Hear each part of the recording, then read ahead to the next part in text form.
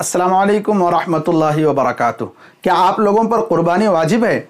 जब कुर्बानी के अय्याम आते हैं तो मुसलमान इस सवाल के जवाब की तलाश में रहते हैं कि हम पर कुर्बानी वाजिब है या नहीं है, और होना भी चाहिए, क्योंकि सरकार का फरमान है कि कुर्बानी के वाजिब होने के बावजूद अगर कोई मुसलमान कुर्बानी नहीं देता तो फिर सख्त वईद अल्लाह के रसूल अलैहिस्सलाम ने यह बयान फरमाई कि उसे ईदगाह को जाने का हक़ नहीं है, उसे ईद मनाने का हक़ नहीं है। तो इसलिए हम देखना चाहिए कि हम पर कुर्बानी वाजिब है या नहीं है। अगर वाजिब है तो ज़रूर कुर्बानी के अमल को करना चाहिए। तो चलिए आज मैं आपको बताऊंगा कि कुर्बानी किस पर वाजिब होती है। कुर्बानी वाजिब होने के लिए मुसलमान आकिल, बालिग और मुकीम के पास अगर निसाब के बकदर माल आता है तो उस पर कुर्बानी वाजिब होती है। निसाब के बकदर माल क्या है, इसको आप आसानी से जान लें कि इसकी टोटल 6 सूरतें बनती हैं, 6 शक्लें उसकी बनती हैं। एक एक करके मैं आपको बताता हूँ। आप इसको कापी में भी नोट कर सकते हैं या जहन में भी महफूज कर लें। कापी में अगर नोट करके याद कर लें तो बहुत अच्छा होगा, ताकि दूसरे मुसलमान भाइयों को बताने में भी आसानी होगी। पहली सूरत, अगर आपके पास 7.5 तोला सोना है तो आप पर कुर्बानी वाजिब है। दूसरी सूरत, अगर आपके पास 52.5 तोला चांदी है तो आप पर कुर्बानी वाजिब है। तीसरी सूरत, अगर आपके पास सोना नहीं, चांदी नहीं, बल्कि 52.5 तोला चांदी की कीमत मौजूद है, यानी इतनी कीमत आपके पास, रकम, अमाउंट आपके पास हो या बैंक खाते में हो, जहाँ भी है, इतनी अमाउंट आपके पास है कि उससे 52.5 तोला चांदी खरीद सकते हैं। आज की डेट में लगभग 35,000 के करीब वो अमाउंट हो रही है। तो उतनी अमाउंट अगर आपके पास है तो आप पर कुर्बानी वाजिब है। ये तीसरी सूरत हुई। चौथी सूरत, आपके पास सोना चांदी अमाउंट नहीं है, बल्कि आपके पास ज़रूरत से ज़ायद सामान पड़ा हुआ है। ज़रूरत से ज़ायद यानी जो आपकी ज़रूरत नहीं है। जैसे 2 घर आपके पास हैं, एक घर में आप रह रहे हैं, दूसरा घर ज़रूरत से ज़ायद माना जाएगा।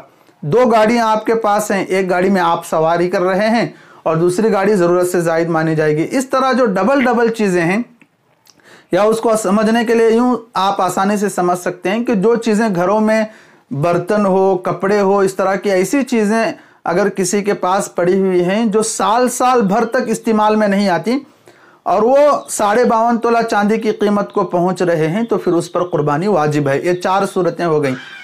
5वीं सूरत ये है कि आपके पास बिजनेस पर्पस के लिए खरीदा हुआ माल है, यानी जिसको सामान तिजारत कहते हैं, बिजनेस के लिए रखा गया सामान।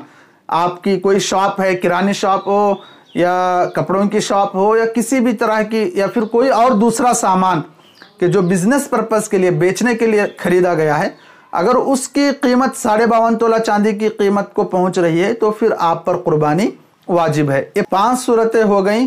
6ठी सूरत आप ज़रा गौर से सुन लें, इसलिए कि अक्सर मुसलमानों पर 6ठी सूरत ही में कुर्बानी वाजिब होती है, क्योंकि 7.5 तोला सोना, 52.5 तोला चांदी हर एक के पास नहीं हुआ करती, बल्कि सबके पास थोड़ी थोड़ी चीज़ें होती हैं। इसलिए 6ठी सूरत ये है कि अगर आपके पास थोड़ा सोना है, मसलन 1-2 ग्राम सोना है, 1-2 तोले चांदी है और थोड़े से पैसे हैं, तो इस सूरत में सब चीज़ों को जमा किया जाएगा। चांदी की कीमत को जमा किया जाएगा और सोने की कीमत को जमा किया जाएगा।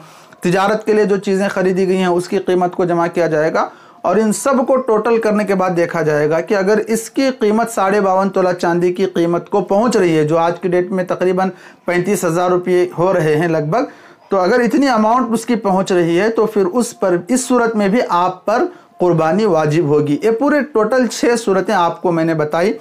लेकिन एक चीज़ इसमें यह समझने की है कि सबसे पहले कर्ज को लेस किया जाएगा। मसलन आपके पास 50,000 रुपये मौजूद हैं, लेकिन 60,000 कर्ज आप पर है तो कुर्बानी वाजिब नहीं होगी। कर्ज है, बिजली का बिल है, पानी का बिल है, इस तरह की जो भी हम पर, जिस तरह के भी कर्ज हम पर आ रहा है, उन तमाम कर्जों को लेस करने के बाद इन चीज़ों को देखा जाएगा। अगर कर्ज को लेस करने के बाद अगर हमारे पास इन 6 सूरतों में से कोई एक सूरत हमारे पास पाई जा रही है तो फिर हम पर कुर्बानी वाजिब होगी, वरना कुर्बानी वाजिब नहीं होगी।